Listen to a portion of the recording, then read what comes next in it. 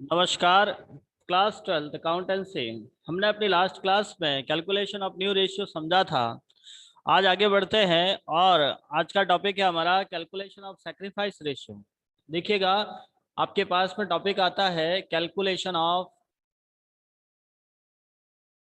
Sacrifice ratio. सबसे पहले तो हम बात करते हैं सैक्रिफाइस होता क्या है। तो सैक्रिफाइस का मतलब होता है त्याग का अनुपात। अब त्याग का अनुपात किसे कहते हैं? तो जब भी नया साझेदार पार्टनरशिप फर्म में प्रवेश लेता है उस टाइम जो पुराने साझेदार हैं उनके लाभों में कमी हो जाती है। एक नेचुरल सी बात है। सपोज करते हैं आपके पास 2 पर्सन काम कर रहे हैं जो बराबर बांट रहे थे। सपोज कीजिएगा कि आपके पास 2 पर्सन थे ए और बी जो बराबर बांट रहे हैं। अब इन दोनों ने मिलके यदि 100 रुपए का प्रॉफिट हुआ है, दोनों को प्रॉफिट हो गया 100 रुपए का, तो इन दोनों के हिस्से में आ रहे थे 50-50 रुपए। अब इन्होंने अपने साथ एक बंदा और ले आए सी। अब ये तीनों बराबर बांट रहे हैं, प्रॉफिट तो जनरली वही होगा। प्रॉफिट आपका 100 रुपए हो गया। अब ये तीनों बांटेंगे तो ऐसी कंडीशन में इनके हिस्से में पैसा आएगा 33.33 मतलब इनका प्रॉफिट पहले की कंपेयर में अब घट गया, कम हो गया। और ये जो कम होता है, ये जिस अनुपात में कम होता है वही आपका त्याग का अनुपात होगा। तो पहला प्रश्न, त्याग का अनुपात किसे कहते हैं? तो जब नया साझेदार फर्म में प्रवेश लेता है उस समय पुराने साझेदारों के लाभों में जिस अनुपात में कमी होती है उसे हम बोलते हैं त्याग का अनुपात। अब ये क्यों निकाला जाता है, त्याग के अनुपात की आवश्यकता क्यों होती है? तो ख्याति बांटने के लिए। याद रखिएगा, कई बार प्रश्न पूछा भी गया है और एमसीक्यू में या छोटे प्रश्न में आ सकता है। त्याग का अनुपात क्यों निकाला जाता है? ख्याति बांटने के लिए। ख्याति बांटने के लिए। तीसरा पॉइंट, कैसे निकाला जाता है? कैसे निकालने के लिए आपके पास दो अलग अलग कंडीशंस है। पहली कंडीशन है हमारे पास में, जब प्रश्न में नया अनुपात दिया हो। देखिए, यदि आपको प्रश्न में नया अनुपात दिया हुआ हो तो आपको एक फॉर्मूला यूज करना होता है। जब प्रश्न में नया अनुपात दिया गया है, नया अनुपात का मतलब होता है भविष्य में साझेदार जिस अनुपात में लाभ हानि बांटेंगे उसे हम नया अनुपात कहते हैं। और नया अनुपात दिया गया है उस टाइम आपका फॉर्मूला होता है sacrifice ratio equals to old minus new. जब नया दिया हुआ है तो फॉर्मूला रहेगा old ratio minus new ratio. Any doubt? ये फॉर्मूला समझ में आ गया? ये कब लगाना है आपको? जब प्रश्न में आपको नया अनुपात दिया गया है। ऑलरेडी नया अनुपात आपको प्रश्न में दे रखा है, इस टाइम आप अपना फॉर्मूला यूज करोगे old ratio minus new ratio. आ गया समझ में? नेक्स्ट, यदि नया नहीं दिया गया हो, सेकंड पॉइंट, जब प्रश्न में नया अनुपात, या इसको यूं लिख देते हैं, जब प्रश्न में कोई सूचना नहीं दी गई हो, कोई सूचना नहीं दी गई हो,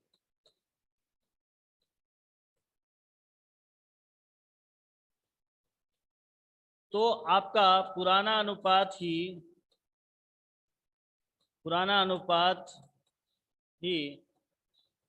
नया अनुपात, सॉरी, पुराना अनुपात ही त्याग का अनुपात होगा।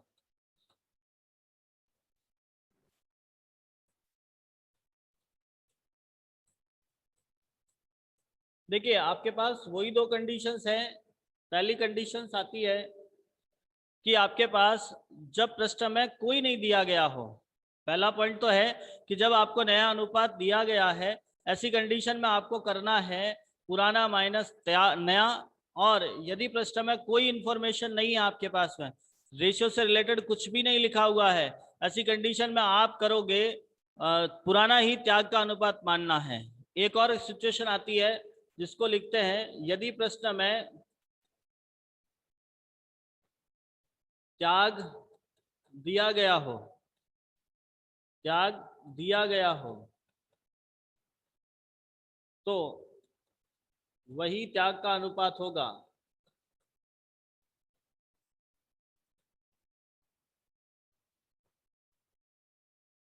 देखिए, त्याग दिया हुआ मतलब जैसे आपके पुराने साझेदार बराबर त्याग कर रहे हैं या 2:1 में कर रहे हैं, ऐसा कोई रेशियो पहले से दे रखा है, तब आपका वही त्याग का अनुपात होगा। तो जनरली हमारे पास सेक्रीफाइस से रिलेटेड 3 पॉइंट रहते हैं। आपको मेनली ये फॉर्मूला याद रखना है। कैसे करना है, हम एक न्यूमेरिकल क्वेश्चन ट्राई करते हैं, इजीली समझ में आ जाएगा। प्रश्न आपका कहता है, प्रश्न में लिखा है आपके पास, संदीप एवं नवदीप फॉर्म में साझेदार है, लाभ विभाजन 5:3 में करते हैं, वे स को फॉर्म में प्रवेश देते हैं, नया लाभ विभाजन अनुपात 4:2:1 में विभाजित करने के लिए सहमत हुए, त्याग के अनुपात की गणना कीजिए। त्याग के अनुपात की गणना हमको करनी है। सवाल में लिखा है संदीप और नवदीप। देखिए हमारे पास 2 पर्सन है, संदीप नवदीप, इनका रेशियो दिया हुआ था 5:3। ये आपका ओल्ड रेशियो है। इन्होंने सी को फॉर्म में एडमिशन किया है। आफ्टर एडमिशन इनका रेशियो होगा संदीप, नवदीप और सी 4:2:1। ये आपका नया अनुपात है। देखिए इस सवाल में पुराना नया दोनों दिया हुआ है। अब आपको निकालना है त्याग का अनुपात। अभी मैंने एक फॉर्मूला बताया था त्याग के अनुपात का। क्या फॉर्मूला था? जब आपको प्रश्न में नया अनुपात दिया गया हो तो आप त्याग के लिए कौन सा फॉर्मूला यूज करते हो? क्या फॉर्मूला था, बताइए बेटा। जब आप नया अनुपात प्रश्न में दिया गया हो तब आप त्याग के लिए कौन सा फॉर्मूला यूज करते हो? अभी हमने एक फॉर्मूला समझाया है आपको, कौन बताएगा? आपके लिए सेक्रीफाइस रेशियो होता है, sacrifice ratio equals to old ratio minus new ratio. याद रखिएगा आपका फॉर्मूला होता है sacrifice equals to old minus new. ये फॉर्मूला कब यूज करना है? When new ratio is given in the question, then our sacrifice ratio equals to old minus new. अब हमारे पास सेक्रीफाइस निकालना है। ध्यान रखिएगा सेक्रीफाइस केवल पुराने पार्टनर्स का ही होता है, सबका नहीं हो सकता है। जो पहले से काम कर रहे हैं उन्हीं का सेक्रीफाइस होगा, और एस और एन का सेक्रीफाइस रहेगा आपका ओल्ड इक्वल्स टू 5/8 3/8। ये इनका पुराना अनुपात था। नया होगा 4, 2, 6 और 1 7, तो 4/7। इसका रहेगा 2/7। 7 और 8 का एलसीएम कितना आएगा? कल हमने एलसीएम लेना सिखाया था आपको, कल हमने आपको एलसीएम सिखाया था। 7 और 8 का एलसीएम कितना होगा? कौन बताएगा? 7 और 8 का एलसीएम कितना होता है बेटा? कितना होता है 7 और 8 का एलसीएम? देखिए जब आपके किसी संख्या में या किसी ऐसी दो संख्या का एलसीएम निकाल रहे हो जहां आपका दोनों एक ही डिजिट में नहीं आ रहे, एक ही टेबल में नहीं आ रहे, तो आप डायरेक्टली उनका मल्टीप्लाई करते हो एलसीएम निकालने के लिए। 7 और 8 का एलसीएम आ गया 56। बेटा जब तक आप लोग साथ में प्रयास नहीं करोगे, बोलोगे नहीं, समझोगे नहीं, तब तक आपको भी इंटरेस्ट नहीं आएगा और हमें भी मजा नहीं आएगा। तो कोशिश कीजिएगा आप साथ में इंटरेस्ट लीजिएगा, आंसर जल्दी से जल्दी देने की कोशिश करें। ऐसा हो तो अपना ऑडियो स्टार्ट करके बोल लीजिएगा। 7 का भाग 8 का भाग दिया 56 में 7 बार, 7 × 5 35 -4 सॉरी 37 माइनस होगा आपका 7 का भाग दिया 56 में 8 बार, 8 × 4 32, तो 3/56। ऐसा का ऐसा 56 में डिवाइड लगा दिया आपने 8 का 7 बार, 7 × 8 21 -16, तो 5/56। आपका सेक्रीफाइस रेशियो आ गया 3:5। Any doubt? ये किस किस को समझ में नहीं आया? समझ में आ गया सबको? कुमकुम जी, खुशबू जी, पूजा जी, ईशा जी, ओके।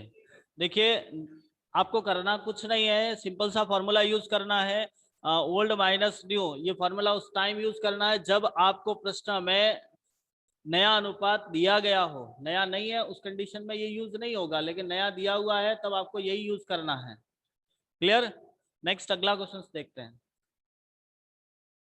देखिए नेक्स्ट प्रश्न में लिखा है राव और स्वामी फॉर्म में साझेदार है, लाभ विभाजन 3:2 में करते हैं, वे रवि को 1/8 भाग के लिए प्रवेश साझेदार बनाते हैं।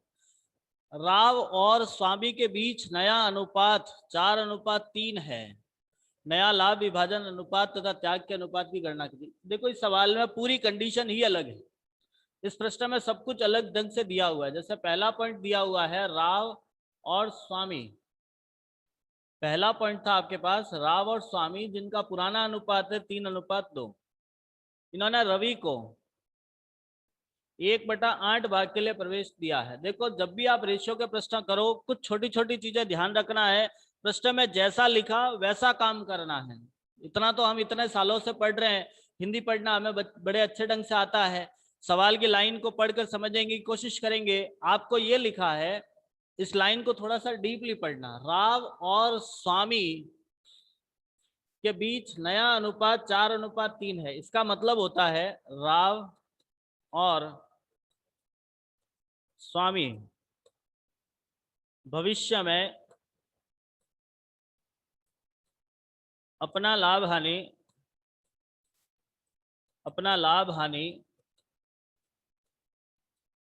4:3 में विभाजित करेंगे। इसका मतलब ये हो गया है, आपके टोटल सबका रेशियो नहीं दिया हुआ है। जैसे पिछले सवाल में सबका पुराना नया अनुपात दिया था, यहाँ सबका नहीं है, यहाँ आपको लिखा है राव और स्वामी भविष्य में 4:3 में बांटेंगे। इसके लिए पहले तो आपको सबका नया अनुपात निकालना पड़ेगा, फिर हम त्याग का निकालेंगे। तो पहले हम यहाँ पे नया अनुपात निकालते हैं, न्यू रेशियो।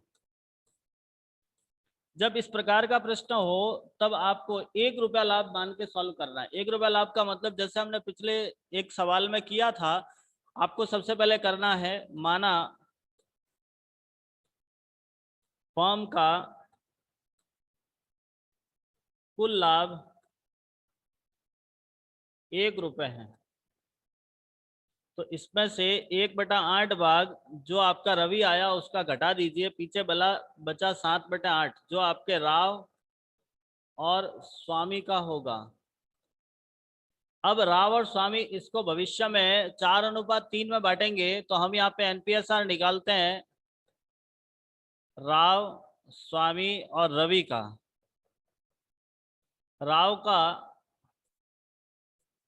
नया अनुपात होगा 7/8 इंटू 4/7। 4/7 कौन सा? तो ये वाला, क्योंकि भविष्य में तो आप इस रेशियो में बांटोगे, ऐसा का ऐसा इसका भी करेंगे 7/8 इंटू 3/7 और इसका है 1/8। अब इसमें आप इसको कर लीजिए, 7 से 7 मैंने काट दिया, तो 4/8, 3/8 और 1/8, मतलब आपका नया अनुपात आ गया 4:3:1। Any doubt? ये नया अनुपात समझ में आया? खुशबू जी, कुसुम जी, कुमकुम जी, और भी हमारे साथ में कौन कौन जुड़ा हुआ है? शीतल जी, ईशा जी, पूजा जी, आ गया समझ में? चलिए अब हम सैक्रिफाइस निकालते हैं। ये था नया अनुपात, अब हमको सैक्रिफाइस निकालना है। सैक्रिफाइस रेशियो के लिए अब यहाँ पे फॉर्मूला लगेगा जो पिछले सवाल में लगा था। क्या फॉर्मूला है आपका सैक्रिफाइस के लिए? क्या फॉर्मूला है? अभी लास्ट प्रश्न में हमने सिखाया है आपको, old minus new. Very nice, old minus new. अब ओल्ड रेशियो देखो, सैक्रिफाइस 2 का ही निकलेगा, राव और स्वामी का। राव का ओल्ड रेशियो है आपका 3/5, इसका है 2/5, -4/8 -3/8। अब यहाँ पे आपका 8 और 5 का एलसीएम कितना आता है? ये भी दोनों एक टेबल में नहीं आते हैं, इसलिए इन दोनों को 40। वेरी नाइस, इसका 40, इसका 40। अब 5 का भाग लगाओ 40 में, 8 बार 8 इंटू 4, 8 इंटू 3 24, -20, 20 कहाँ से आए? तो 8 का भाग गया 40 में 5 बार, 5 इंटू 3, 5 इंटू 4 सॉरी, 8 का भाग लिया 40 में, 40 से आ गया 5, 5 इंटू 4 20, मतलब आपका आ गया 4/40। नेक्स्ट यहाँ पर भी यही करना है, 16 minus 15 equals to 1/40 means our sacrifice ratio equals to 1/4। Sacrifice ratio equals to 1/4। Any doubt? ये समझ में आ गया आपको? Yes sir. चलिए, तो ये हमारा सैक्रिफाइस रेशियो के 2 क्वेश्चंस थे। आप इनका जो भी स्क्रीनशॉट लेना है वो फटाफट ले लीजिएगा। पिछले सवाल का भी आई थिंक आपने ले लिया होगा। It is your class work, you have to do it. आपको इसको करना ही है। और चाहो तो आप अभी स्क्रीनशॉट ले लीजिएगा, उसको बाद में लिख दीजिएगा। नेक्स्ट आगे वाला सवाल ट्राई करते हैं, आगे वाला कंडीशन समझते हैं। तो यहाँ तक अपने रेशियो कंप्लीट होते हैं। नेक्स्ट आगे अपन गुडविल समझेंगे। तो यहाँ तक सबको समझ में आ गया? चलिए हाँ अब हम सर। आगे बढ़ते हैं और गुडविल देखते हैं।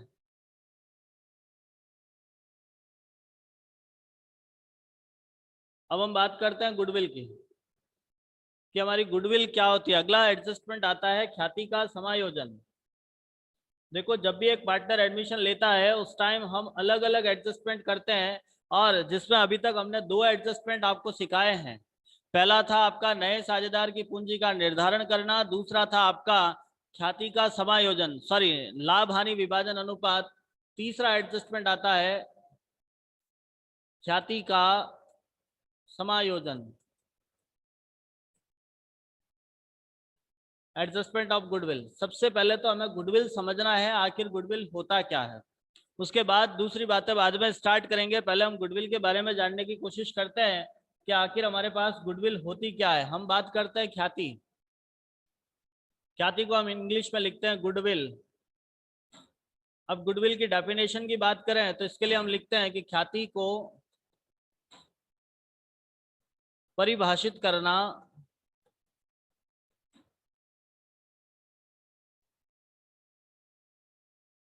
बहुत कठिन है।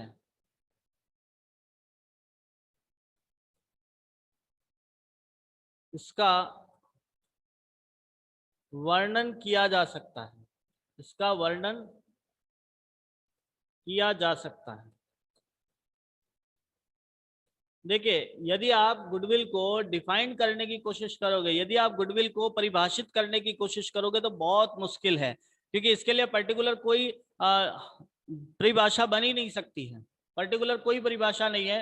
हाँ, इसका हम वर्णन जरूर कर सकते हैं, इसके बारे में हम बता जरूर सकते हैं, इसको डिस्क्राइब कर सकते हैं, बट डिफाइन नहीं कर सकते हैं। डिस्क्राइब करने के अंदर हम ये कह सकते हैं कि ख्याति एक अदृश्य संपत्ति है। अदृश्य संपत्ति है। देखो, ख्याति एक अदृश्य संपत्ति है, मतलब इसको नहीं तो देखा जा सकता है, नहीं टच किया जा सकता है। हम इसे केवल फील कर सकते हैं, हम इसे केवल आभास कर सकते हैं कि हमारी ख्याति भी है।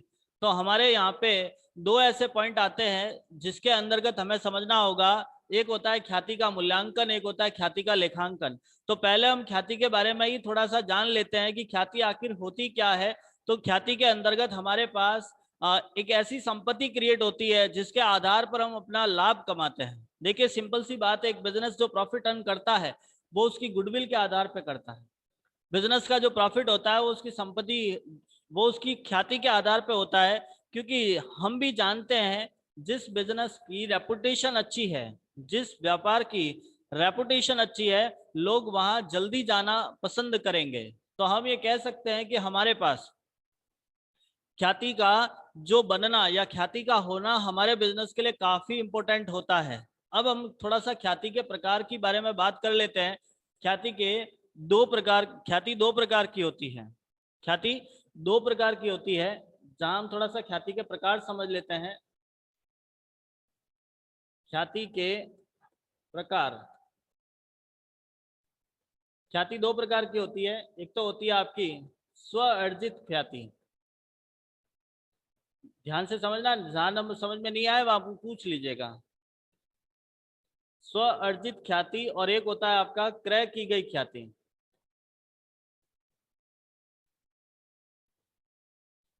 एक तो होती है सेल्फ अर्न गुडविल और एक होती है आपकी परचेज की गई गुडविल। सेल्फ अर्न का मतलब होता है कि जब ख्याति, इसका अर्थ मैं लिखता हूं, जब ख्याति व्यापार या व्यवसाय, ख्याति व्यवसाय के, या इसको हम थोड़ा सा ऐसा लिख देते हैं, जब ख्याति साझेदारों के व्यवहार एवं वस्तु की गुणवत्ता के आधार पर बनती है, तब उसे स्व अर्जित ख्याति कहते हैं। देखिए, जब आपकी गुडविल आपके व्यवहार से तैयार होती है, साझेदारों के व्यवहार से, मतलब साझेदारों के एक अच्छे कार्यों से होती है। मतलब यदि आपके पार्टनर अच्छा काम कर रहे हैं, यदि वो लोगों के साथ में अच्छे से बिहेवियर कर रहे हैं, लोगों को सही माल दे रहे हैं, माल की गुणवत्ता अच्छी है, मतलब ओवरऑल हम ये कह सकते हैं कि अपने काम से यदि गुडविल बनती है, यदि आपके काम से गुडविल बनी है, तो उसे हम कहेंगे सेल्फ अर्न गुडविल, स्व अर्जित ख्याति। स्व अर्जित ख्याति का मतलब यही रहेगा कि आपने जो काम किया है, लोगों के साथ में आपका बिहेवियर हुआ है, लोगों को आपने जो सर्विस प्रोवाइड कराई है, उस सर्विस के आधार पर यदि कोई गुडविल क्रिएट हो जाती है, तो उसे कहते हैं self earn goodwill. Any doubt? Yes या नो? आपको सेल्फ अर्न गुडविल समझ में आ गई? बेटा जवाब दीजिए फटाफट, उसके बाद आगे बढ़ेंगे। सर थोड़ी सी फिर से बताओ ना। हाँ, सेल्फ अर्न गुडविल का मतलब होता है कि जब आप कोई बिजनेस करते हो, जब वो कोई आप काम करते हो, देखिए कोई भी काम कीजिए, यदि आपने लोगों के फायदे के लिए किया है या आपका काम लोगों को पसंद आया है, तो उनके मन में आपके प्रति एक अच्छी भावना पैदा हो जाती है, एक रेस्पेक्ट आपको लोग क्रिएट करते हैं, आपकी रेपुटेशन बन जाती है। ऐसी रेपुटेशन कब तैयार होगी? जब हमने लोगों को एक अच्छी क्वालिटी का गुड्स प्रोवाइड कराया है, हमने उनको एक अच्छा माल दिया, अच्छी सर्विस दी है, उनके साथ अच्छा बिहेवियर किया है, तो लोग आपसे एक पर्सनली अटैच हो जाते हैं। मतलब लोगों के मन में आपके प्रति एक अच्छी भावना क्रिएट हो जाती है और वही आपकी भावना गुडविल कहलाती है। आया समझ में? हाँ सर। चलिए, सेल्फ अर्न गुडविल के बाद दूसरा आता है क्रय की गई ख्याति। क्रय की गई ख्याति का मतलब होता है जब साझेदारी फर्म द्वारा कोई अन्य फर्म, अन्य व्यवसाय खरीदा जाए, तब उसकी संपत्ति से अधिक राशि का भुगतान भुगतान क्रय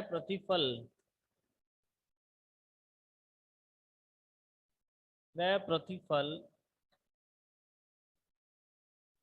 के रूप में करना क्रय की गई ख्याति कहलाएगा।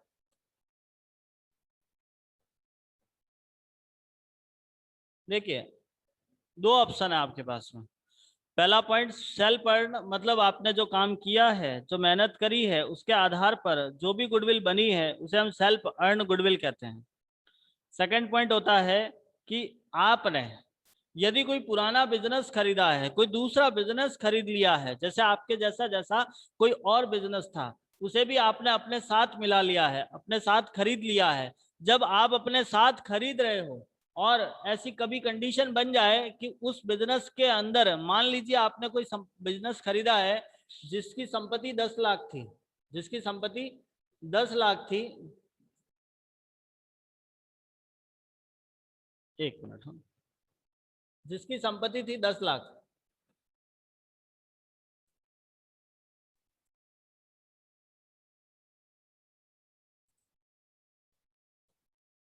ये थी उसकी असेस्ट, उसकी लाइबिलिटीज थी आपके पास में 2 लाख। अब तो आपको देना कितना था 8 लाख रुपए, बट हमने उसको 9 लाख रुपए दिया है। ये जो आपने पैसा दिया है जिसको हम परचेज कंसिडरेशन कहते हैं, इसको हमने नेट असेस्ट कहा था। जब हम उसे नेट असेस्ट से ज्यादा पैसा दे देते हैं, उसकी संपत्ति थी 8 लाख की, हमने उसको दे दिया है 9 लाख, मतलब लाख रुपए एक्स्ट्रा दिया है। ये आपका एक्स्ट्रा ही आपकी गुडविल होगी, और इस गुडविल को कहते हैं हम परचेज की गई गुडविल। तो हमारे पास 2 अलग अलग प्रकार की ख्याति होती है, स्व अर्जित ख्याति और क्रय की गई ख्याति। दोनों ख्यातियां समझ में आ गई? Yes sir. सबको आ गया समझ में? फटाफट रिप्लाई कीजिए, फिर हम आगे का टॉपिक पढ़ते हैं। देखिए बेटा, जो आज पढ़ा रहा हूँ कल पूछूंगा, इस बात का ध्यान रहे। गुडविल से रिलेटेड कल क्वेश्चन करूंगा, इसलिए आप लोग फटाफट इसको समझ लीजिए। जहां समझ नहीं आया है तो पूछ लीजिएगा। सबको समझ में आ गया? चलिए नेक्स्ट आगे बढ़ते हैं। अब हम बात करते हैं ख्याति की प्रकृति। ये टॉपिक और ध्यान से याद रखिएगा, ख्याति की प्रकृति। देखो, प्रकृति के आधार पर ख्याति को 3 भागों में बांटा गया है।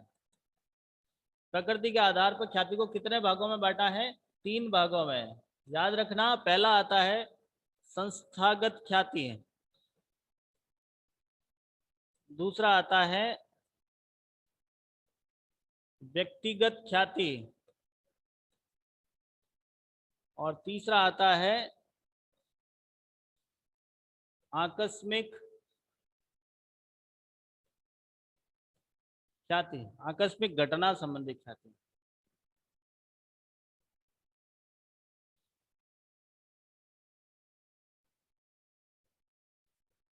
तो ख्याति की प्रकृति के आधार पर ख्याति को हमने 3 भागों में बांटा है। पहला है संस्थागत ख्याति। पहली कौन सी है? संस्थागत ख्याति। दूसरी कौन सी है? लिखा ना मैंने बोर्ड पे, व्यक्तिगत ख्याति। व्यक्तिगत ख्याति। बहुत बढ़िया। पहला है संस्थागत ख्याति, दूसरी है व्यक्तिगत ख्याति, और तीसरी है आपकी आकस्मिक घटना संबंधी ख्याति। अब इन तीनों का मीनिंग समझना बहुत ही ध्यान से। पहला आता है संस्थागत ख्याति। संस्थागत ख्याति का मतलब होता है कि जब किसी संस्था की ख्याति होती है, ऐसी ख्याति जो किसी संस्था या व्यापार के नाम से ख्याति होती है। जैसे आपने कई बार देखा होगा, कई ऐसे बिजनेस होते हैं जो उनके नाम से चलते हैं, उनके मालिक से अपना कोई लेना देना नहीं है। भाई मालिक कौन है, उनको चलाने वाले कौन है, उससे हमारे कोई मतलब नहीं है। हम उस संस्था से जानते हैं, हम उस संस्था के नाम से जानते हैं। मतलब आपने कई ऐसी दुकानें देखी होगी जिसका डायरेक्ट, उसका भले मालिक बदल भी जाए, मालिक कोई भी हो जाए, उससे अपने कोई मतलब नहीं है। हम उस डायरेक्टली उस संस्था के नाम से काम करते हैं। देखा आप लोगों ने ऐसा? मार्केट में कई ऐसी दुकानें होती है, कई ऐसे। जैसे हम कंपनी की बात करें, जैसे आपका वीवो कंपनी है, तो डायरेक्ट कंपनी के नाम से जानते हैं हम। या कोई, चलो वो तो बहुत बड़े लेवल की बात करते हैं, हम छोटे से बिजनेस की बात करें ना, आपके मार्केट के अंदर भी देखिएगा कई ऐसे बिजनेस होते हैं जो उनके नाम से आप जानते हो, उनके बिजनेस के नाम से जानते हो आप, उनके नाम से डायरेक्टली वहां जाके जैसे आपने जोधपुर गए होंगे तो जनता स्वीट होम सुना आप लोगों ने? यदि नहीं सुना तो आप लोग सुन लीजिएगा। जैसे उस बिजनेस के नाम से काम हो रहा है, जनता स्वीट होम, मतलब एक स्वीट होम के नाम से हम जा रहे हैं।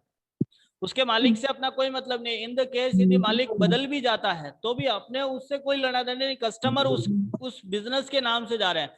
तो इसका मतलब वो कौन सी ख्याति हो गई? संस्थागत ख्याति। ऐसी ख्याति जो किसी व्यापार या उसकी संस्था के नाम से होती है, उसे हम बोलते हैं संस्थागत ख्याति। Any doubt?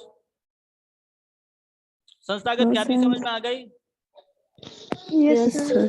चलिए, इसको हम कहते हैं, संस्थागत ख्याति को कहा जाता है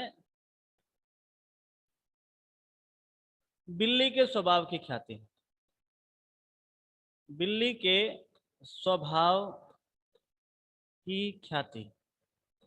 बिल्ली का स्वभाव जानते हो कैसा होता है? बिल्ली तो जानते होंगे। बिल्ली का स्वभाव होता है कि वो जिस घर में रहती है या जिस एरिया में रहती है वो वहीं रहेगी, चाहे उसका मालिक बदल भी जाए तो उससे कोई फर्क नहीं पड़ता। वो जिस घर में आ रही है, रेगुलर आ रही है, वो वहीं आएगी। वो उसका एक नेचर है। आप भले नोटिस कर लीजिएगा, आप नोटिस करके देख लीजिएगा, ठीक है? तो संस्थागत ख्याति को क्या कौन सी ख्याति कहते हैं? बिल्ली के स्वभाव की ख्याति। अब हमारे प्रश्न में कई बार पूछा जाता है बिल्ली के स्वभाव की ख्याति किसे कहते हैं, तो वहां आपको संस्थागत ख्याति लिखना होगा। Any doubt? No sir. बिल्ली समझ No, में आ sir. गई? यस सर, बिल्ली चलिए नेक्स्ट आगे आता है व्यक्तिगत ख्याति। ऐसी ख्याति जो किसी व्यक्ति विशेष की हो, पर्सनली किसी व्यक्ति की जो गुडविल होती है उसे हम बोलते हैं व्यक्तिगत ख्याति। किसी पर्सनली व्यक्ति की ख्याति है। जैसे हमने कई बार देखा होगा दुकान का नाम हमको पता भी नहीं होता, हम डायरेक्ट उस व्यक्ति के नाम से जानते हैं। जैसे राजू भाई की दुकान, अब वो राजू भाई कोई भी XYZ हो सकता है, बट जनरली लोग उस व्यक्ति के नाम से जानते हैं। दुकान का नाम भले लिखा भी होगा, बहुत बड़ा होर्डिंग्स भी डाला होगा, लेकिन कभी हम उस दुकान को नाम को देखते भी नहीं, डायरेक्टली हम उस व्यक्ति के नाम से जानते हैं। डायरेक्टली हम उस व्यक्ति के नाम से उस दुकान में जा रहे हैं, उसे बोलते हैं व्यक्तिगत ख्याति। Any doubt? अब वो व्यक्ति जहां जाएगा अपनी गुडविल साथ लेके जाएगा। व्यक्ति जहां जाता है गुडविल साथ लेके जाता है। क्लियर है? जैसे मान लीजिए कोई पानी पूरी का ठेला वाला है, आप वो व्यक्ति इतना फेमस है, आज ठेला उसने यहाँ ना लगा के किसी और स्थान पे लगाया तो लोग वहां चले जाएंगे, उस ठेले के पीछे पीछे लोग वहां चले जाएंगे। वो उनकी पर्सनल गुडविल है। इसको बोलते हैं कुत्ते के स्वभाव की ख्याति। कुत्ते के स्वभाव की ख्याति। कुत्ते के स्वभाव का मतलब होता है कुत्ता इतना वफादार होता है कि वो मालिक के हमेशा साथ साथ जाता है। तो ये ऐसी गुडविल होती है जहां व्यक्ति जाएगा गुडविल साथ लेके जाएगा। Any doubt? सर। नेक्स्ट होता है आकस्मिक घटना संबंधी ख्याति। आकस्मिक घटना का मतलब होता है आपके पास कुछ ऐसी सडनली अचानक गुडविल बन जाती है। कई बार ऐसा होता है कि कुछ गुड्स ऐसा आ जाता है, कुछ ऐसा माल आ जाता है जो लोगों को बहुत जल्दी पसंद आ जाएगा। तो ये इसका कोई ठिकाना नहीं है, कभी हो सकती है कभी नहीं भी हो सकती है। ऐसी गुडविल को हम कहते हैं आकस्मिक घटना संबंधी, जो होती है चूहे के स्वभाव की ख्याति। चूहे के स्वभाव की ख्याति, ऐसी ख्याति जिसका कोई स्वभाव पहले से फिक्स नहीं है, कभी भी कैसा। अब चूहे का नेचर कैसा होता है, जिसको जहां खाने को मिलेगा वहां भाग जाएगा, वो कोई फिक्स नहीं है। वो आज दिखेगा, हो सकता है वो महीने भर आपको वापस दिखे भी नहीं। तो ऐसी ख्याति जो किसी घटना पर निर्भर करती है उसे बोलते हैं चूहे के स्वभाव की ख्याति, आकस्मिक घटना संबंधी ख्याति। तो ये था हमारे गुडविल से रिलेटेड कुछ पॉइंट। कल हम इसके आगे वैल्यूएशन समझेंगे। आई होप आपको आज समझ में आया होगा। यदि कोई डाउट है तो आप जरूर पूछेगा। धन्यवाद।